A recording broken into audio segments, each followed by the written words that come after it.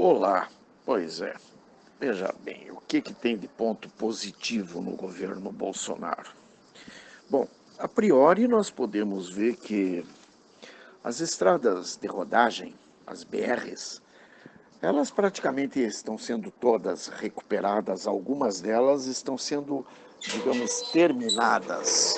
Por exemplo, existem estradas ali na Transamazônica que está abandonada desde 1985, quando os militares deixaram o poder. E desde lá para cá, praticamente tudo estava sendo jogado para as traças. E os militares simplesmente estão trabalhando a todo vapor. Aliás, o governo Bolsonaro está trabalhando a todo vapor. Só isso já bastaria para dizer que temos pontos altamente positivos. Só isso já bastaria para dizer que não existe nenhum ponto negativo. Mas podemos ir mais adiante também, por exemplo, eu não vi até agora, em nenhum momento, nenhuma compra absurda, nenhuma compra estranha, compra, por exemplo, de bebida, compra, por exemplo, para festa, ou um contrato superfaturado, ou uma brincadeira de mau gosto, ou uma ponte que tenha ruído por conta de um serviço mal feito da equipe que está trabalhando juntamente com o Bolsonaro. Pelo contrário, toda a equipe que vem trabalhando junto com o Bolsonaro, uma equipe altamente técnica, profissional. Não vi um cargo sendo dado como ministro e etc., para qualquer incompetente nesse Brasil. As únicas pessoas a ocuparem os cargos de ministros, de secretários e etc., são pessoas altamente técnicas, altamente profissionais, pessoas que não têm absolutamente nada na sua ficha que possa condená-los. Então, só por esses pontos pequenos que eu já citei, eu diria que não existe um só ponto negativo nesse governo que nasceu dia 1º de janeiro de 19. Na verdade, ele nasceu um pouco antes, porque foi na eleição lá em 18, mas que ele venha se concretizar através da diplomação do Jair Bolsonaro em 1º de janeiro de 19. Bem, mas pontos negativos, vamos procurar um ponto negativo. A malha ferroviária nacional, né, as estradas de ferro no nosso Brasil, estavam sendo sucateadas, jogadas, deixadas a esmo para que elas enferrujassem, para que elas apodrecessem ali ao léu, porque já não existia mais nem uso para elas. A malha ferroviária estava sendo sucateada. Aí veio esse novo governo que resolveu reativar toda a malha ferroviária e não somente reativar a malha ferroviária, mas reconstruir novas linhas ferroviárias Brasil afora, ou seja, linhas ferroviárias que vêm de um lado a outro, rasgando o Brasil de norte a sul e de leste a oeste. Isso por si só, aparentemente, já vai, digamos, contribuir para a diminuição dos custos no escoamento de nossa produção agrícola, da produção de grãos, da produção, enfim, e até de exportação e importação de produtos de exportação e produtos de importação que cheguem aos nossos portos, aos nossos aeroportos e dessa forma que vão acabar trazendo muita riqueza para o Brasil, porque isso tudo, de qualquer forma, com a diminuição de custos, vai favorecer ao Brasil no crescimento que ele precisa.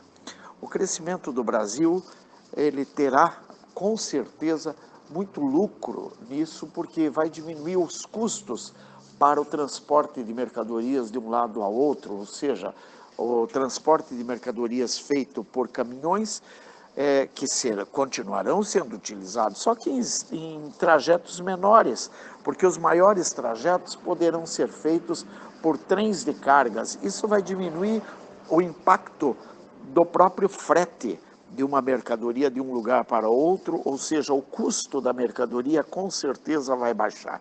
Com certeza vai baixar, esse é o ponto. Os juros diminuíram, né?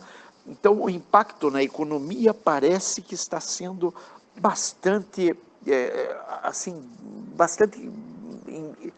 de uma forma muito limpa, muito brilhante, e nós estamos vendo que o nosso Brasil ele só tende a crescer desse jeito. Então, mais um ponto que eu vejo impossível dizer negativamente e não apenas positivo. Por quê? Porque com a vinda das estradas de ferro virão muitos empregos, inúmeros empregos, gerará muitos empregos às nossas estradas de ferro. O Brasil é muito grande, necessita de muita gente trabalhando para as estradas de ferro funcionarem a contento. Então, dessa forma, mais um ponto positivo. Infelizmente, para os negativistas, não encontrei absolutamente nada de negativo até o presente momento. Lógico, existem ali alguns casos, o Flávio Bolsonaro e o Queiroz, por exemplo. Pois é. Bom, eu seria da seguinte opinião: todo caso de corrupção, todo caso de ladruagem, todo caso de banditismo, ele tem que ser primeiramente investigado. Após a investigação, aí é claro, se o cara deve, o que tem que ser feito? Ele tem que ser julgado, e julgado como foi julgado, por exemplo, o apedeuta, que até agora todo mundo diz que é um inocente. Mas o julgamento ele tem que correr de todas as formas. Correndo o julgamento e não havendo nada que o isente de culpa, o que deve acontecer com o Queiroz? Deve ser condenado e preso, devidamente preso, sem problema nenhum. Então, veja bem, algumas pessoas poderiam dizer que esse caso é polêmico. Eu diria, não, não é polêmico. Veja bem, pode o Queiroz ser culpado disso tudo que está sendo apontado para ele? Claro que pode. Agora, o único detalhe curioso é que ele pode ser culpado disso, e muita gente, inclusive que até votou no próprio Bolsonaro, já quer condenar o Queiroz. Muito bem, mas não condenam o Lindbergh Faria, não condenam o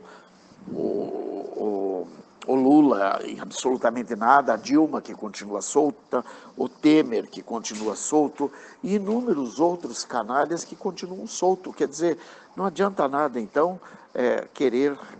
o problema todo não está digamos, no crime, está sim na pessoa que pode representar esse crime. Ou seja, o Queiroz, no caso, ele, mesmo que ele seja culpado, ele deverá, mesmo que ele seja inocente, ele deverá ser culpado para saciar a sede de sangue que o povo tem. Somente isso. Esse não é o problema do... O problema do povo aí não está sendo se o Queiroz é culpado ou deixa de ser culpado. Não, não é nada disso. Veja bem, existe a possibilidade e a evidência, e aliás, evidências muito claras, de que o apedeuta, juntamente com o Gilberto Carvalho, o Palocci e mais alguns lá, tenham inclusive contribuído para a morte do Celso Daniel. Aliás, se o Celso Daniel não tivesse sido morto, o Lula da Silva jamais teria sido candidato. Por quê? Porque ele não teria como ser candidato, uma vez que o Celso Daniel iria expor todo o crime, e ao expor esse crime, o Lula não seria aceito, digamos, nas urnas, né? Não seria aceito pelo povo. Embora as urnas fossem compradas e ele não necessitasse do voto, né? Vejam só o caso da Cristina Kirchner. Cristina Kirchner é sabido que a mulher é bandida, sem vergonha, vagabunda, e ela ganhou lá por conta de urnas fraudadas, e ninguém segura. Por quê? Porque o STF da Argentina está comprado, e todo mundo está comprado e tal, e o próprio Macri provavelmente está com medo de se manifestar, e estando com medo de se manifestar, não se sabe por quê, ele, embora ele seja de um partideco meio sem vergonha também, mas de qualquer forma, ele foi seguramente melhor que a Cristina Kirchner e que esse outro canalha vai fazer na Argentina. Mas, de qualquer forma, o que está havendo ali é uma perseguição. E essa mesma perseguição haveria aqui no Brasil, só que o Lula precisava de um pouco da aprovação popular para que ele entrasse com aquele carisma de coitadinho, o pobre retirante que vem para a cidade grande e acaba se tornando um presidente da República. Então, essa pegada fazia parte, era importante que ela existisse para que pudessem eleger esse canalha. Então, existem as perguntas, né? Pontos positivos do governo, tem algum? Bem, eu não sei se tem algum ponto positivo do governo, mas eu vejo que aonde quer que o Bolsonaro vá, me parece coisa que, puxa, fecha negócio aqui, fecha negócio ali, fecha negócio acolá, faz negócio, existe a perspectiva de novos negócios. Veja bem, ele fez, por exemplo, inúmeras concessões concessão de estrada de ferro, de estrada de rodagem, concessão de aeroporto, de concessão de portos e etc. Bom, muita gente está criticando porque ele está vendendo tudo que é do Brasil e não sei o quê, teleco-teco, caixa de fósforo, e começa esse papo todo, essa confusão intelectual. Por que confusão? Porque estão dizendo que o Bolsonaro está vendendo tudo o que é do Brasil. Não, o Bolsonaro não vendeu absolutamente nada. A única coisa que ele fez foi contratos de concessões quase que ao estilo, por exemplo, da Rede Globo. A Rede Globo ela tem um contrato de concessão para exploração da televisão, que ela vem explorando há tantos anos e está aí. O contrato da Rede Globo, por exemplo, vence agora em setembro de 2022.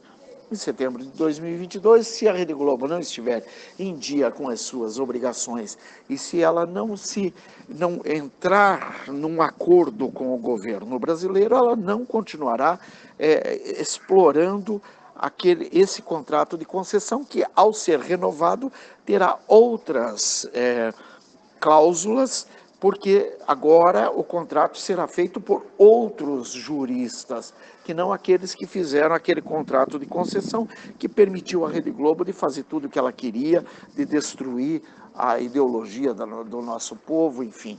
Bom, então nós vemos que todas as coisas que são apontadas como obras desse atual governo Jair Bolsonaro, aparentemente são totalmente positivas. Eu digo aparentemente porque, claro, pode acontecer alguma coisa que venha a nos deixar pasmos. Nossa, ninguém pensou nisso. Pode acontecer. Isso é factível.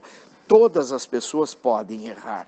E a equipe do Bolsonaro, um deles pode, de vez ou outra, até dar um tiro no pé. Coisa que eu não vi ainda, além do fato de que, como eu citei, são somente pessoas técnicas, pessoas altamente capazes. Eu não vi um incompetente até agora. Então, em função disso, nós vemos que até essas privatizações, aspas, né, aspas, privatizações, que todo mundo está dizendo, está sendo privatizado tudo que o governo tem. Não, não está sendo privatizado nada. O que está sendo feito são várias concessões. Parece-me que há a possibilidade de venda de algumas coisas, mas até agora o que houveram foram concessões. O que são concessões? É permitido que alguém entre, trabalhe na minha casa, mas a casa continua sendo minha, tudo que tem dentro da casa continua sendo meu. Quando a pessoa terminar aquele contrato, ele me devolve tudo do jeito que estava ou renova a concessão por mais X tempo e eu vou recebendo aquele dinheiro por anos e anos e anos e anos. É isso que o governo brasileiro tem feito. E isso é perfeitamente normal, perfeitamente natural, perfeitamente positivo. Até porque, por que eu vou manter uma empresa que estava sendo usada, por exemplo, por essa caterva de vagabundo para loteamento de cargo? Ou seja, eles só colocavam pessoas lá para ganhar seus salários e para acobertar todo o delito criminoso que estava sendo feito. Vinha sendo feito cada barbaridade que você não tinha mais nem como avaliar o que ia ser feito, né? Tudo girava em torno de propina, de sem-vergonhice, de maracutaia, de pouca vergonha, e agora parece que está tudo girando para um país melhor. Todas as coisas apontam para um país melhor. Por exemplo, criticaram o Abraham Weintraub porque ele supostamente teria retido um certo dinheiro, ele não cortou, mas ele precisava esperar um pouco para distribuir um certo dinheiro que tinha que dar para a educação, porque esse dinheiro não existia esse dinheiro em caixa. Foi uma espécie de armadilha deixada pelo governo anterior para que este governo não conseguisse cumprir suas obrigações. Então, o que aconteceu? O Weintraub teve que segurar um pouco o dinheiro. Muito bem. Após esse período, parece que ele já devolveu o dinheiro, ninguém fala nada sobre isso, né? Já devolveu o dinheiro, já autorizou novos investimentos na educação, mas ninguém comenta sobre isso. Ou seja, a mídia é porca, sem vergonha, está comprada e está fazendo sem vergonhice. Muito bem. Isso também não se comenta, né? Quer dizer, os pontos que têm que ser apontados são negativos do governo, mas quais? Se o que nós vemos são falta de atenção da própria população para com o governo. Bom, aí o Weintraub também pega e determina que vai ser feito a partir de um determinado ponto aí agora digamos, ele deu ao país a oportunidade de que algumas escolas optassem por ser escolas também militares. Então, escolas que terão os princípios militares na sua educação. De todas as escolas brasileiras, parece-me que 600 escolas aceitaram, um pouco mais de 600 e pouca, aceitaram ser escolas cívico-militares. Bom, o que vai acontecer? Ele está fechando escola? Não, ele não está fechando escola. A única coisa é que ele está dando a chance de algumas escolas virem a ser cívico-militares. Aquelas escolas que querem ser cívico-militares, elas terão digamos, um modelo diferente de conduta, de administração e etc. Essas escolas cívico-militares, com certeza absoluta, e boto minha mão no fogo por isso, elas apresentarão um resultado muito diferenciado de todas as demais escolas. Ou seja, aquelas escolas que não serão cívico-militares, elas acabarão por ser engolidas pelas cívico-militares. E isso vai mostrar o que é uma boa administração, qual o resultado de uma boa administração, especialmente nesse caso, porque estamos falando das escolas cívico-militares. Mas isso vai haver, esse entrosamento, em praticamente muitas outras áreas da nossa sociedade. E é por isso que a militância de governos anteriores está com tanto medo. Primeiro, o medo deles é de que, ao o governo continuar mostrando esses pontos positivos, a sociedade começa cada vez mais a acreditar no governo e, consequentemente, o governo vai acabar, aqueles militantes serão presos porque, à medida que vão aparecendo as sujeiras que eles deixaram, é lógico que nós teremos muito mais força para colocar aquela cambada de vagabundo na cadeia. Agora, é lógico e evidente que existem muitas coisas que vão... existem muitas coisas que vão acabar complicando para essa gente. Então, por isso, eles estão cada vez mais tentando não permitir que as coisas aconteçam da forma como está acontecendo. Eles querem destruir a idoneidade a idoneidade desse novo governo e dessa forma mostrar o quanto esse novo governo não está adequado, digamos assim. Não está adequado e tudo que esse novo governo fizer, digamos, seria ruim.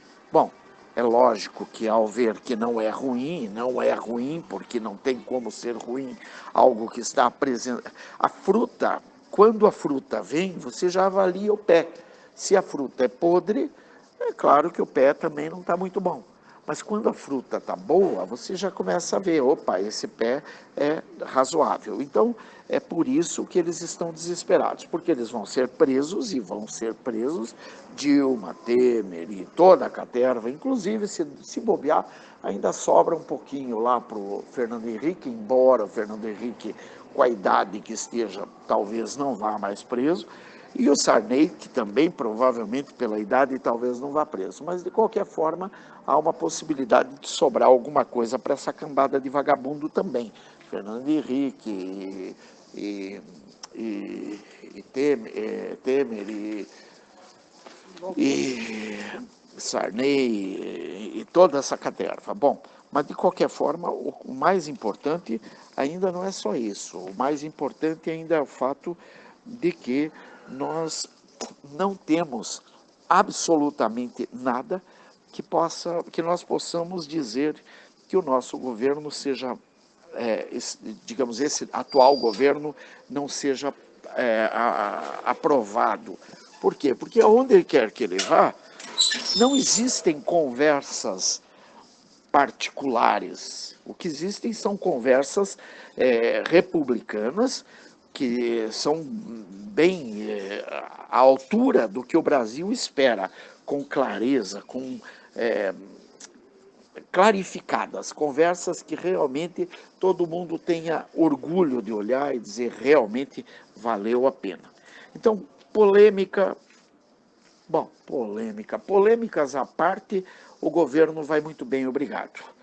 Eu acho que o Jair Bolsonaro deve voltar dessa viagem e deve mostrar ao STF, sim,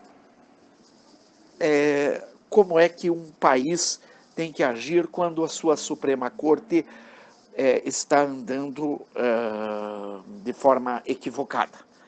A Suprema Corte bagunçou o coreto e o Jair Bolsonaro deve fazer alguma coisa. Ele volta de viagem, não voltou ainda, assim que ele voltar de viagem nós saberemos o que vai acontecer. O nosso país não é mais aquele país de gritaria, de berro, não, é um país bem calmo, um país que as coisas vão entrando nos eixos. E eu tenho certeza absoluta que o seu Dias Toffoli está, que não passa nem pensamento ali. Bom, esse era o assunto, esse era o momento. O que é esse atual governo? Parabéns ao Jair Bolsonaro, Brasil acima de tudo, Deus acima de todos.